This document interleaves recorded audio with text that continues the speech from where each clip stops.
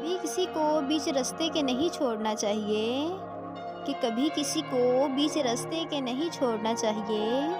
हो सकता है वो रास्ता उसका ना हो, मगर उसने वो रास्ता तुम्हारे लिए अख्तियार किया हो, कि उसने वो रास्ता तुम्हारे लिए अख्तियार किया हो। सच कहा है किसी ने कि इंतज़ार लंबा हो तो चलता है, मगर इंतज़ार एक तरफ़ा हो तो बहुत चुभता है। कि इंतज़ार एक तरफ़ा हो तो बहुत चुभता है।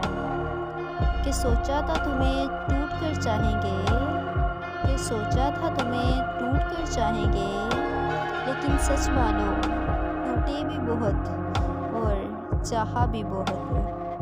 कि टूटे भी बहुत और चाहा भी बहुत।